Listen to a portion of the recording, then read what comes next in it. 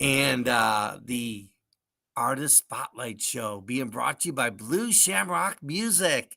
That's right. And a special thank you to Mr. Stephen Brady. And he supplies our artists each and every week. And on the show today, we got a treat for you. We have a 6-time Golden Guitar winner. His name is Mr. Dean Parrott, and he is rocking the country charts right now. And we'll talk to him about his new song, his journey. And oh, by the way, he's also a very successful farmer. That's right. And he actually is now doing farming and music. So we'll talk to him about that as well. And we'll find out a little bit more about him. And so now let's go live and meet our special guest, Mr. Dean Parrott. Hey, Dean, how are you, my friend? I'm doing great, Russell, and g'day to the listeners too. That's right. Well, it's so good to have you back here. And so how you doing today? You doing okay? We're doing great. We've actually driven down from our hometown of Kingaroy, the area where we live, to Brisbane here, which is the capital of Queensland. So it's a big day in the city for me. So I've taken time here to have a chat with you, Russell. So it's great to be talking to you. Right back at you, my friend. And, thank you for taking the time out to meet with us here on the Music Dreams USA Radio Artist Spotlight Show. And so let's kick off our show and talk about your 6 Golden Guitar Awards. How did that Hmm. happen, and how does that make you feel? Well, it makes it's pretty surreal, really. But so the golden guitars come about here in Australia. We have a big festival, big country music festival each January. At a place called Tamworth, and Tamworth is sort of it's our country music capital down here. It's the same as Nashville in the States, or Branson or some of those places. And so I know as a child, I always used to love to listen to the live radio broadcasts of the big country music awards that they call the Golden Guitar Awards. And I'd hear my musical idols, people like the late Slim Dusty, who was, our massive legend, our king of country music here in Australia. And I'd listen to him, getting up, receiving an award for his latest album, and Bush Ballad of the Year awards. And I'd always think to myself as a little kid, oh man, I'd love to do that someday. And you sort of never think that you ever will. And then I got to pinch myself because I look at my sideboard at home there, and there's 6 of those golden guitars sitting there now, and I just can't believe how blessed I am and rewarded I am to have those there. They take a lot of getting hold of. But I've always enjoyed my music, writing songs, making albums. That's always been the biggest part of it for me. But it's just something really special to have those, as I like to call them, GGs on the shelf at home. Yeah. That's awesome. That's absolutely amazing. So how did your can you kind of like speak to our listeners? How did your musical journey begin? Okay, so as a small child, as a toddler, my parents soon found that I loved playing my mother's hairbrush. And so they encouraged me and they saw that I had a love for music, and especially country music, because that's all we listened to, uh, back then. And it was, so they bought a small guitar for me, and I soon learned to play, virtually taught myself. I did have a couple of outside lessons, but virtually taught myself to play. And then as the years went on, myself and my sister, we went and used to take part in country music talent quests that were attached to festivals. And it was a really good training ground for kids, for children, learning to sing, learning your stage presentation. And, it was, well, I went through that. And it was also an era. I'm the same age as Keith Urban. Oh, And wow. I used to compete against Keith quite a bit in those talent quests, and here in southeast Queensland. And So that was a really good training ground. And eventually we progressed to doing our own recording, having a go to start our own albums, because I always had that interest. And back in 1988, myself and my sister actually got to travel singing country gospel music. We went to Jamaica, did some, they love the Jim Reeves music there back at that time. Oh, And wow. yeah, so that was great experience. And then, yeah, once we came back to Australia, then I got pretty serious about traveling and recording. Um, I started off recording at a place called LBS Records under the production of one of our great traditional producers here by the name of Lindsay Butler. And that was always a real learning experience for me. We did a lot of road miles as well, and concerts and live performances, and which sort of, settled me into that side of the industry and performance, and had some good laughs and good times. And then from there, I started a fellow by the name of Stewie French, from the French family who are now there in America. They've actually moved there now, and it's great to see them now as Opry performers. They've had a few performances on the Grand Ole Opry, and which has really sort of been, a highlight of their career, and we're so proud to see them on there. And so Stewie produced quite a few albums for me as well. And then back about 2014, I did a run of about 4 albums I recorded with a fellow called Larry Mars at Mhm. Nashville. And Larry produced those albums for me and did a wonderful job. And it was such a learning experience for me to be in Nashville and around all those great session players. I gave Larry a list of session players and musicians that I'd seen on some, like on the cover notes of albums from my very favourite artists. And I gave Larry this wish list of musicians, and he came up with every one of them for me. Wow, And that's awesome. so just to work around those people, the Paul Franklins and the Charlie McCoys and all those people was a really great learning experience. Ronnie McCoury and some of those people. And so, it gave me so much encouragement. And like I said, it was just a big learning experience for me. And back here in Australia, it's I get to travel the bush singing what I call bush ballads. So that's sort of like some of your cowboy music, but songs about life on the land, the cattle, the horses, everyday Australians, and those are the things that sort of encourage me to keep making music. Mm. That's awesome. Yeah, yeah. Obviously, you had a very successful career, and I know you were a farmer for a while, and then you decided, go all in into the music industry. As you look Mhm. back at that, was it a good decision for you? Yeah, it was. It's there's always two edges to most swords, unless it's a cutlass. but but Yeah, we still actually have land where we run cattle, and so I still get a taste of that life. I'm just not involved as full on as I was. I'm not as tired as I used to be. But yes, it was a very hard decision for our family to make, because that the main part of our property had been in the family since 1938. Oh, wow. And so there'd been a lifetime of memories and that there. And we were it was only a couple of years ago where I was thinking, gee, well, what am I going to do? We're reaching a point where, is my music able to maintain itself and keep rolling?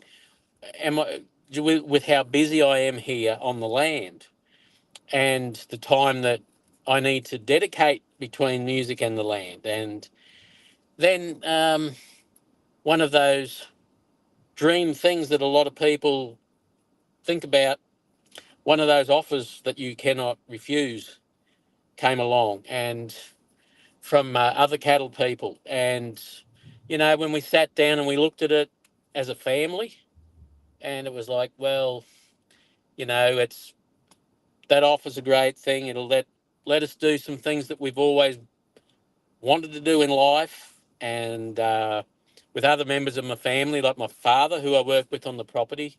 He was getting on a bit, and his health, he sort of got to a point where it was hard for him. So I would have had to invest more in the work on the land there as well. So we made the difficult decision, a very emotional decision, to sort of sell that land, and but things have worked out really well. Like I say, we've still got other cattle country that I work on a lot, and it was only a couple of days ago I was in the saddle, Oh, and that's awesome. That's so so awesome. I still have that connection, and now I've got all the time that I need to dedicate to my music as well, and keep on making songs about the bush for country music lovers and people from the bush. I love it. Let's talk about your recent single. So how did that come about, and what does your Mm, songwriting look like? And the third part of that question is, when you do compose your music and you present it to the general public, mm. what is the message that you're trying to deliver when they listen to your amazing music? Yeah. Okay. Well, I think the message I try to convey to people through my songwriting is, hey, this is me. This is my thought process. This is the life that I live. It's how I see things. Um, and, if you enjoy my music, I write songs that let people try to understand that piece of me that beats in my chest here. And so, like I said, my style of country music is what we call the Australian bush ballad. So they always say write and sing about what you know, because otherwise, then you are genuine, and it's a piece of you, and you're writing about something you know. So that's why I sing a lot of songs about outback Australia, or cattle country, or horses, or people that live that lifestyle. And it's been a really rewarding thing to see what people get out of that. Um, as with any ballad, but especially a bush ballad, in the story you need to paint, paint with words and melody. Something that the listener can sort of shut their eyes and see that movie sort of roll before them. Hmm. And so that's always what we've tried to achieve, and how I try to present the music to the listener. But the latest single that we have out is actually called "Close to Home." I think that's the latest one you've got there, and Yes. um, and that particular song I wrote when uh, back in July this year. Uh, Myself, my wife Camille, we took a trip over to the USA because I wanted to record a country gospel album. And it had been 10 years since I'd done the last gospel album, and I really wanted to do another one again.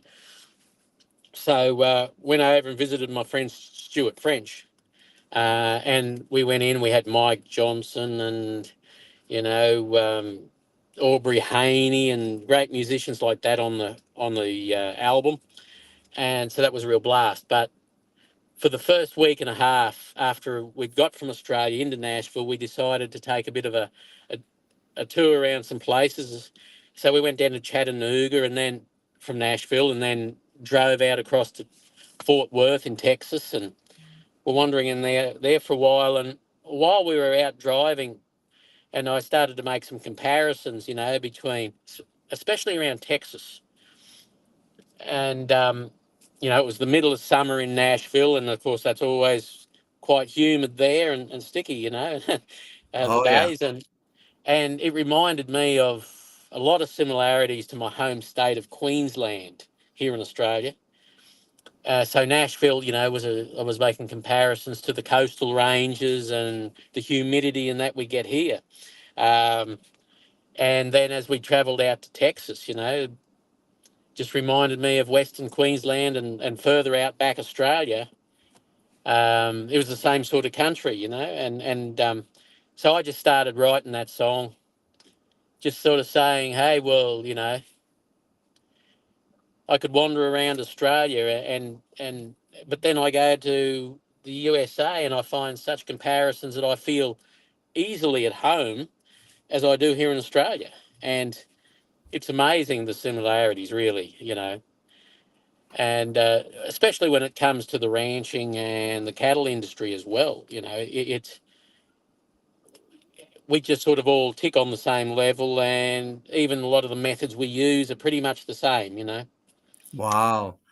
So the song is basically all about, hey, I can travel the world, but I feel at home.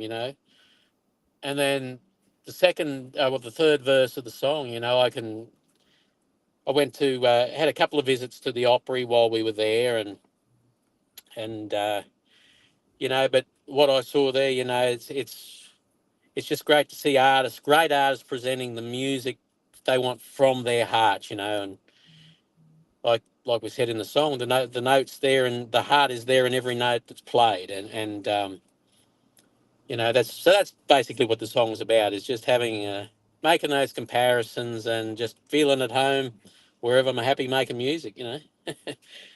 Awesome, awesome. And you're just doing like an amazing job. We've had opportunity to listen to your music and we absolutely love what you're doing. So Oh, yeah, thank you that's one so of the much. great things about the Music Dreams USA Radio, our spotlight show, that we get to interview on a weekly basis amazing artists just like yourself.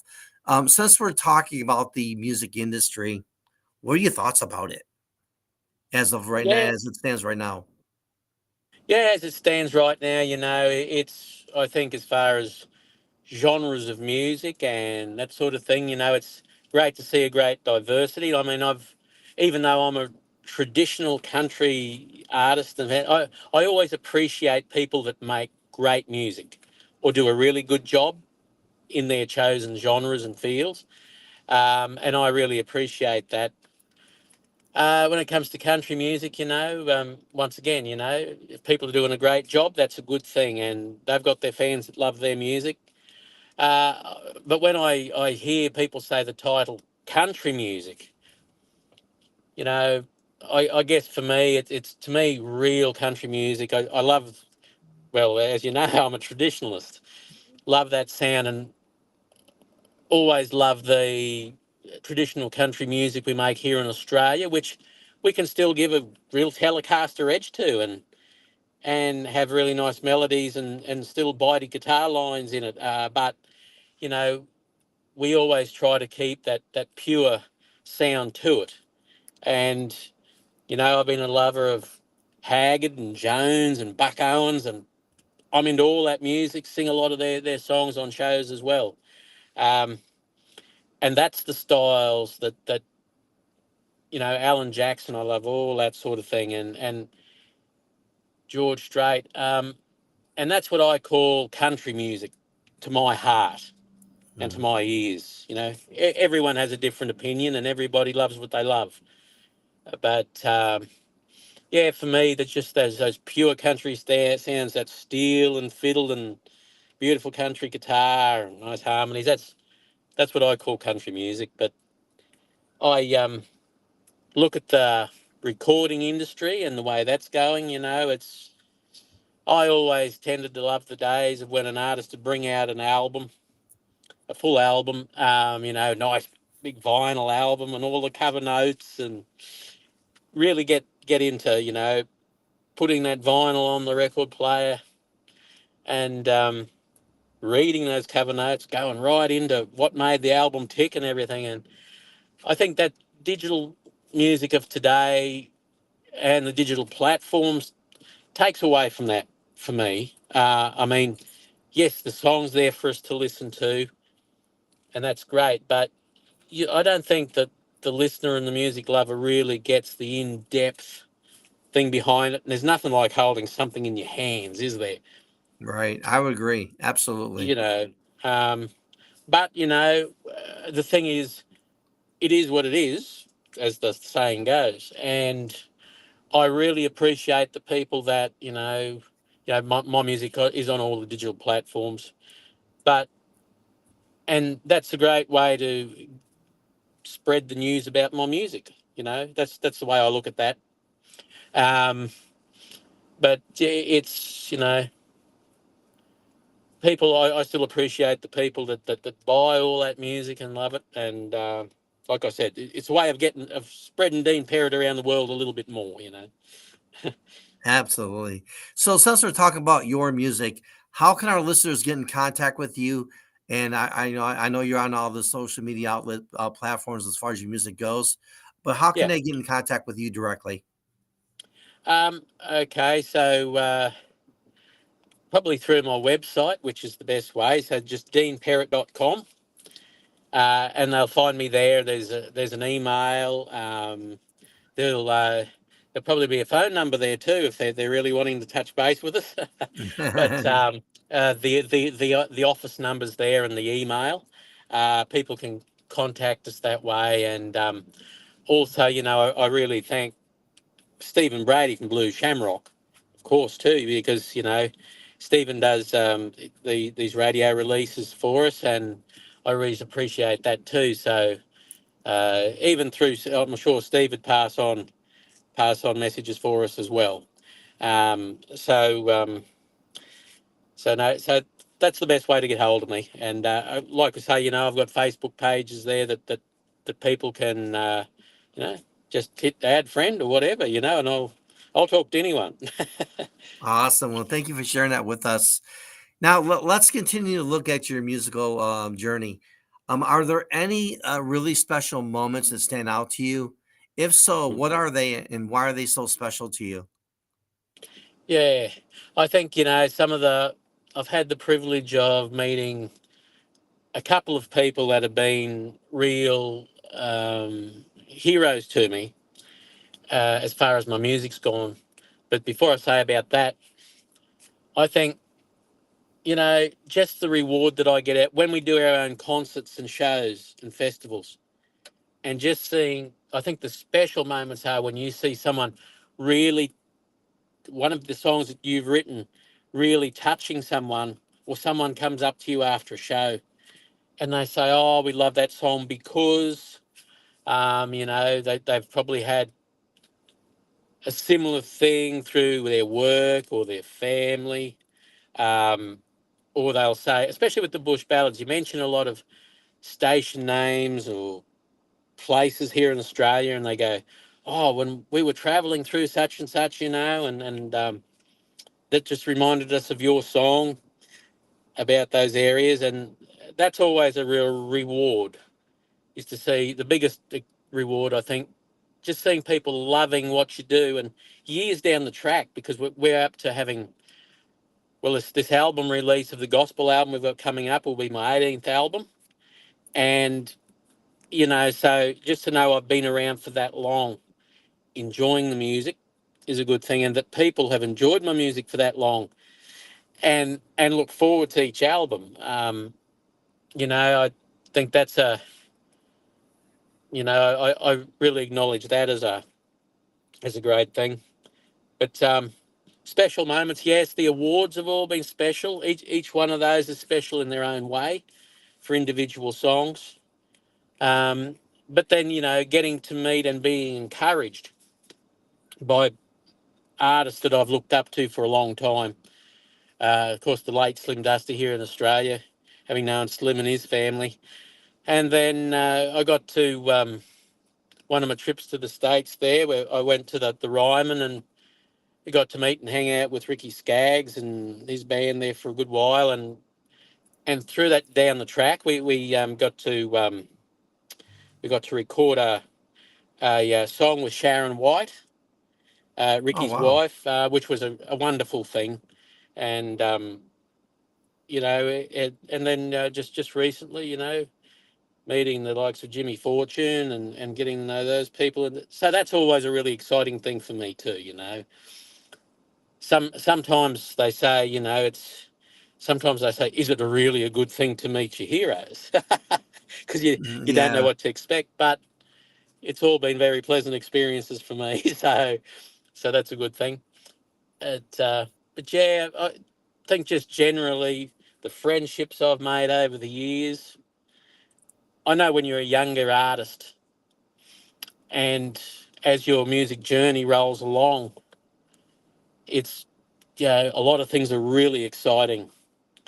But I think, having been in this music game for over 30 years now, it's I can look back on it, and the most special moments are the simplest things. Wow. Mm. That's awesome. So, what advice would you give to, like, we just started talking about the young artists, Mm. the artists are just beginning their musical career. And obviously, I've been a bit in the music business for a while as Yeah. well, and one thing I know about the music industry, you're only gonna get so many opportunities, and what you do with those opportunities is really up to you. I mean, Yeah. you only get so many. And are you gonna take the ball and run, or are you gonna just take the ball and just stand there, really? Mm. And so, what advice would you give our young artists who are trying to get to where you are today? Yeah, I think the best advice, of course, like everyone says, is be yourself as an artist. Don't try to be someone you're not, and don't let someone who doesn't really know you try to persuade you to be someone you're not. Um, Keeping your own creativity is a big thing, and just making the music that's in your heart. That's means the most to you. But being a humble person and a friendly person and a humble person goes a long, long way in this industry. And you can make great music, but if your attitude's not right, I think sometimes that'll limit people, Opportunities. opportunities, like you say, opportunities. Hmm. So I think just all about being outgoing and friendly and being the very best person you can. And always remember that those people that buy your music are the people that keep you on stage and in the recording studio. And I love hearing you say that. yeah, Yeah. yeah, and that's the absolute truth of it, and yeah, so I think that's the advice I'd have to offer, But as far as young songwriters go, don't limit yourself either to, like, just because I'm a bush ballad artist and I make that style of music, that's what I write. But I always leave myself open to duetting and writing with people that aren't really quite in the box for the genre of music that I do. I like to be open minded, and especially with songwriting, as many people as you can write with, like do a collaboration with this writer or that writer, write your own songs, but always leave your mind open to the creativity that someone else has to contribute to you as well. You'll soon know whether it's going to fit with what you do and whether it sits well. And you'll be amazed at the great songs that'll come to light out of that. Wow, that's some amazing advice, and thank you so much for sharing that. And I totally agree with everything you said. Just be yourself, and Mm. and those times are going to come, and don't try to rush or push anything. Just let it happen naturally. And another thing I Mm. like hearing you say is the relationships in the music industry. You Mm. know, even though you're an artist, we're like a radio station. We feel the same way with all the relationships we have in the music industry. Those are the people that are going to get our name out there, and those are the Yeah. people that are going to get us more opportunities. You may or may not know this, but we're a small business radio station, and Hmm. we know we're looking for sponsors now because we're a small Yeah. business, and Yes. it's all about the relationships. It's all about doing people right, and having a love and passion in the music industry. That's what I love the most about it, is that Yeah. the people you meet, you may have never had the opportunity to meet them if it wasn't for what you're doing right now. Would you agree with that? I certainly would agree with that. Music music is, they talk about bonding and Yes. relationships and things, but music and what the music does for the soul and the heart is the greatest way to connect with people, and for people, you know, to be on that level plane together, like to understand each other. I think music is the greatest. It's the greatest vehicle for that, and that's without a doubt. Absolutely. And I know that we talked about a lot of different things today on the show. Is there anything that we didn't talk about that maybe you'd like to share with our listeners? um, oh, Mhm. well, I don't know. I just like to say that I'll always keep on trying to make the very best music I can and putting it out there for you guys, and to share on radio, and hopefully people will like it enough to purchase some music from me, and keep me rolling as well. But just a big thank you to everyone that's always enjoyed my music over the years, and taken something from it, and to all those people in your country that might be only just discovering my music. Um, it's. I'm glad if you like it, and really hope that it can. Some of those songs can touch your heart and speak to you. Um, but so if you like me, spread the word. Yeah, we definitely will. Yeah, We definitely yeah, will. I mean, one thing we love about when we interview artists, we always tell them, this is not the first, and it won't be the last time that we'll be doing interviews with you. We'll do some more down the line as well, and we're also going to support you. And that's what it's all about, okay. right? Especially the music business. It's like one hand washing the other. That's it. That's it. And I love coming to the US as well, and traveling around. So if you've got any listeners there that have got an event or anything like that, well, just give me a call. And if you'd really like me there, I've got the time to do it now. So I'm not on the horse all the time. So give us a yell. Yeah, and then if next time you come to the States, make sure you come by on the studios and visit us. Okay, we love to have you in the Oh, we'll studio. have to do that. We'll have to do That'd be that, a lot of Russell. That'd fun. be Yeah. great. Yeah, Yeah. we're actually coming live from our Niagara Falls studios, and we have a studio up Oh, sweet. in the Carolinas as well, up in Charlotte, NC, Oh, and sweet. we're in Niagara Yeah. Falls right now. And it Wow. was so nice to meet you, and You thank you too. so much for your time. And well, you're an amazing artist, and again, thank you for all that you do for the music industry. And one final question for you though, Mm. outside of the cattling and your music industry, do you have any hobbies? Buying guitars. Really? Isn't that strange? No. Um, Hobby wise, I don't know. I guess I've always just been that involved. If I haven't been on the land working with cattle and horses, I've always had a guitar strapped to me. So that's virtually been my existence. Um, I love traveling, of course, and done plenty of that with the music. But even when we can get away just for some private time, yeah, I love traveling. I love sports. Yeah, so but that's me basically. Love nature, and love my family. So Oh, that's awesome.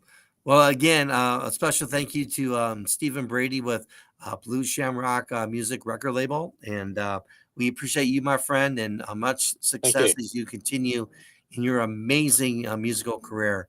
6 times you've won the Golden Guitar. And Mhm. we are pulling for you for lucky number 7. We believe it's going to come in the very near future. Absolutely. And Oh, we thank you. thank you and appreciate your time on the show. Until next time, my friend, you take care, be safe. And again, thank you so much for making music great. And Russell, thank you so much for your support of my music, and all the great, fantastic artists that you interview and support you, and uh, do a great job. It's on behalf of all those people. Thanks, mate. You're more than welcome. We love you guys, and we just love what we do. And we're family, right? So we're always gonna be there for each other, That's for and sure. that's for sure. And we're only a phone Yeah. call away. And hopefully, next time you get in the States, if you're doing a big show, I'm gonna reach out and get my media credentials so I meet you backstage. That'll be the guy. That'll be great. I look forward to seeing you. All right, my friend. Until then, you take care and have a wonderful day. Thanks a lot, Russell, and thanks to your listeners as well. Thank you so All much. righty. All right. And that was an amazing artist we just met. And again, special thank you to Stephen Brady with Blue Shamrock Music. Again, we just had an amazing conversation with Mr. Dean Parrott. And what an amazing journey he's had. And that steamrolling engine keeps on going. So we're glad and we wish him all the best. And again, make sure you join our show each and every Wednesday, 6:30 p.m. Eastern Time. And next week, we'll have another amazing artist for you. Until then, make sure you check out the Russell K., Alexa, and Shauna Morning Show, Monday through Friday from 7 a.m. to 9 a.m. Eastern. And it's a fun show, great skits. And when you come to our show, expect the unexpected. Until then, thank you so much for checking out Music Dreams USA Radio Artist Spotlight Show. Till next time, we'll see you soon. Happy holidays to you and yours. We'll catch you on the next time.